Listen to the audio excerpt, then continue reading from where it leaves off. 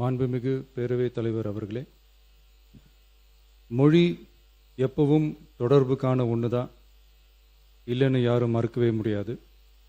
உலகத்தில் இருக்க எல்லா மொழிக்கும் இது பொருந்தும், அதையும் யாரும் மறுக்க முடியாது.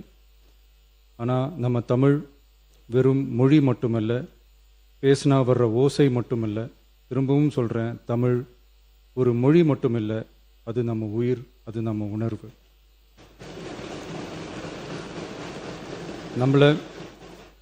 நம்மளை பெற்ற தாயை அம்மானு சொல்கிறப்பெல்லாம் பாசமும் சொந்தமும் நம்மளை அறியாமலே உயிரா உறவா உணர்வா தானா உள்ளுக்குள்ளே தோணும்ல.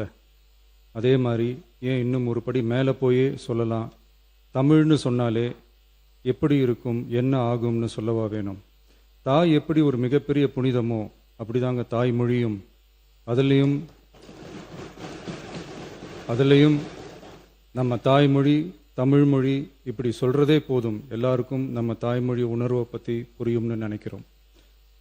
நம்ம தாய் நமக்கு மிகப்பெரிய புனிதம்னா நம்ம எல்லாருக்குமான தமிழ் தாய் பற்றி சொல்லவா வேணும். தாயை போற்றுகிற வாழ்த்துகிற தமிழ்நாட்டு மண் தமிழ்தாய் வாழ்த்து எப்படி விட்டுரும்? விடவும் மாட்டோம். மாண்புமிகு பேரவைத் தலைவர் அவர்களே, நம்ம தமிழ்தாய் வாழ்த்த 1891 எழுதின மனோன்மணியம் சுந்தரனார் நம்ம தமிழ் மொழியவே தமிழ் தாய்னு சொல்லி உயர்வா பாடினார். இந்திய துணைக்கண்டத்தை இந்திய ஒன்றியத்தை அழகிய முகமா சொன்ன மனோன்மணியம் சுந்தரனார் அந்த முகத்தோட நெத்தியில் வைக்கிற பொட்டு தான் திலகம் தான் தமிழ் நாடுன்னு சொன்னார். இந்தியாவோட நெற்றியில் இருக்கிற பொட்டு மாதிரி ஒரு வெற்றி பொட்டு தான் நம்ம தமிழ்நாடு. அந்த பொட்டோட நறுமணம் உலகம் பூரா பரவுற மாதிரி தமிழோட புகழும் உலகம் பூரா பரவணும்னு சொன்னார். உண்மைதானே அது? இன்னைக்கு தமிழ் பேசுகிற மக்கள் இல்லாத நாடுகளே ரொம்ப குறைவு தானே. தமிழும் தமிழனும் இல்லாத நாடு எது? திரும்பவும் சொல்லலாம், தமிழ் ஒரு மொழி மட்டுமல்ல, அது ஒரு பண்பாடு, அது ஒரு நாகரிகம், அது ஒரு சிந்தனை, அது ஒரு அன்பு. தமிழ்னா விருந்தோம்பல், சுருக்கமாக சொன்னா தமிழ்னா கெத்து, தமிழ்னா பவர். அந்த தமிழோட புகழ சொல்கிற தமிழ்தாய் வாழ்த்துல அனைத்து உலகமும் இன்பமுறன்னு சொல்லி உலகத்தையே நம்ம தமிழ் உயர்த்தி பிடிக்குதே தவிர எந்த மொழியையும் எந்த மதத்தையும் எந்த இனத்தையும் ஏன் எந்த ஒரு தனி மனுஷனை கூட தாழ்த்தி பேசலை, யாரையும் கொஞ்சம் கூட காயப்படுத்தலை. மாண்புமிகு பேரவைத் தலைவர் அவர்களே, நம்ம ஒவ்வொருத்தருக்கும் தனித்தனியாக ஒரு பேர் இருக்கும். ஒரு கூட்டத்தில் நம்ம பேரை சொல்லி யாரும் கூப்பிட்டா நாம் ஒருத்தர் மட்டும்தான் திரும்பி பார்ப்போம். ஆனால் தமிழ்னு சொன்னால் ஒட்டு மொத்தமாக நாம் எல்லாருமே திரும்பி பார்ப்போம்ல.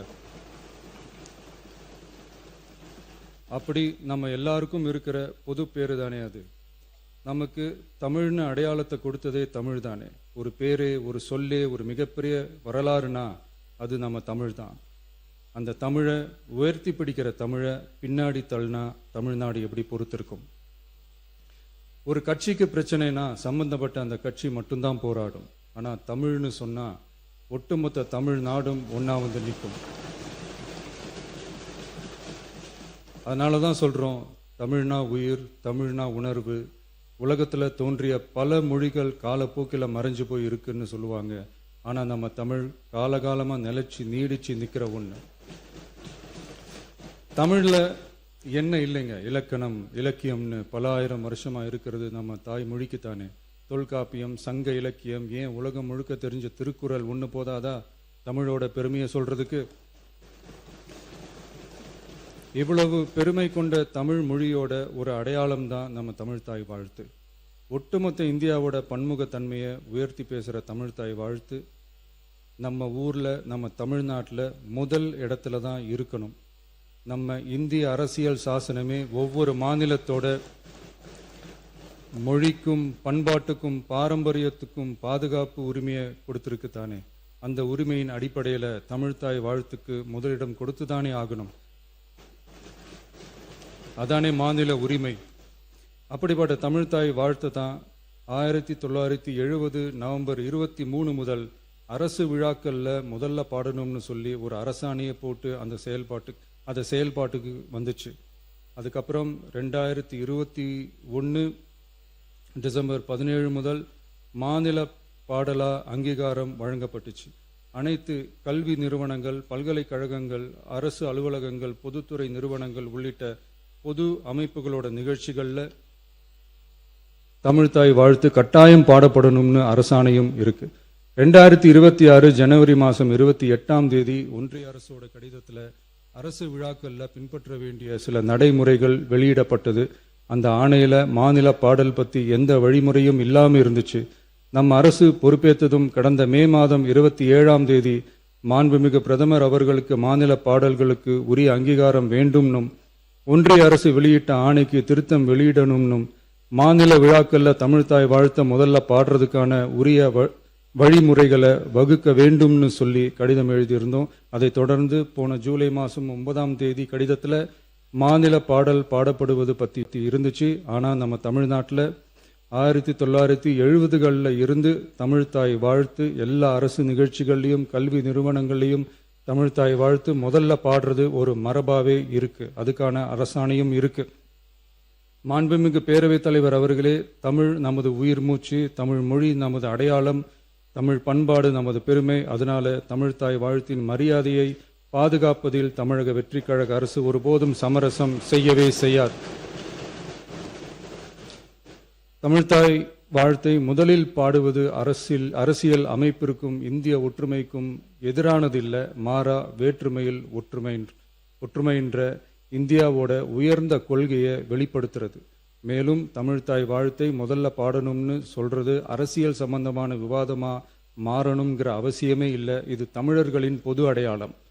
நம்மை வேறுபடுத்துவது அல்ல, ஒன்றிணைப்பது. மாண்புமிகு பேரவைத் தலைவர் அவர்களே, தமிழ்தாய் வாழ்த்தின் கண்ணியத்தையும் தமிழின் தொன்மையையும் தமிழர் பண்பாட்டின் பெருமையையும் பாதுகாக்கும் இந்த உயரிய பணியில் இந்த சட்டமன்ற பேரவையில் உள்ள அனைத்து உறுப்பினர்களும் கட்சி வேறுபாடுகளை மறந்து ஒன்றிணைந்து அனைத்து கல்வி நிறுவனங்கள், பல்கலைக்கழகங்கள், அரசு அலுவலகங்கள், பொதுத்துறை நிறுவனங்கள் உள்ளிட்ட பொது அமைப்புகளின் நிகழ்ச்சிகளிலும் தமிழ்தாய் வாழ்த்து கட்டாயமாக முதலில் பாடப்பட வேண்டும் என்று கொண்டுவரப்படும் இந்த தீர்மானத்திற்கு அனைவரும் ஆதரவு வழங்க வேண்டும் என கேட்டுக்கொள்கிறேன். தமிழ்தாய் வாழ்த்து தொடர்பான அரசினர் தீர்மானம். தமிழ் உலகின் தொன்மை வாய்ந்த செம்மொழியாகவும் தமிழர் நாகரிகம் உலகின் மிக பழமையான பண்பாட்டு மரபுகளில் ஒன்றாகவும் திகழ்வதை பேரவை பெருமையுடன் பதிவு செய்கிறது. மனோன்மணியம் சுந்தரனார் அவர்களால் 1891 எழுதப்பட்ட மனோன்மணியம் என்ற நாடக நூலின் பாயிரத்திலிருந்து எடுக்கப்பட்ட தமிழ்தாய் வாழ்த்து 1970 நவம்பர் 23 முதல் அரசு விழாக்களில் முதலில் பாடப்பட வேண்டும் என அரசாணை வெளியிடப்பட்டு செயல்பாட்டுக்கு வந்துள்ளது.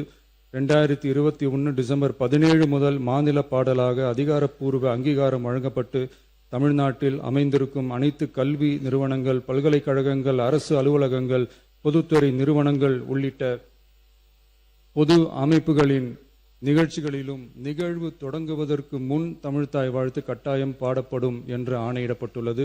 இந்நிலையில் ஒன்றிய அரசின் உள்துறை அமைச்சகத்தால் 2026 ஜூலை மாதம் 9 கடிதத்தில் மாநில பாடல் பாடப்படுவது குறித்து தெரிவிக்கப்பட்டுள்ளது.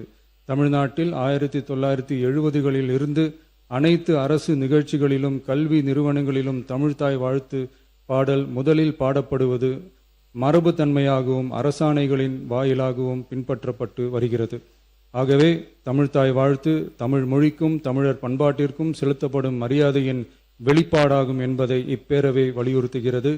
இந்திய அரசியலமைப்பு வழங்கியுள்ள மொழி மற்றும் பண்பாட்டு உரிமைகளின் அடிப்படையில் தமிழ்நாட்டின் பண்பாட்டு அடையாளத்தை நிலைநிறுத்தும் வகையில் தமிழ்நாட்டில் அமைந்திருக்கும் அனைத்து கல்வி நிறுவனங்கள், பல்கலைக்கழகங்கள், அரசு அலுவலகங்கள், பொதுத்துறை நிறுவனங்கள் உள்ளிட்ட பொது அமைப்புகளின் நிகழ்ச்சிகளிலும் நிகழ்வு தொடங்குவதற்கு முன் தமிழ்தாய் வாழ்த்து கட்டாயம் முதலில் பாடப்பட வேண்டும்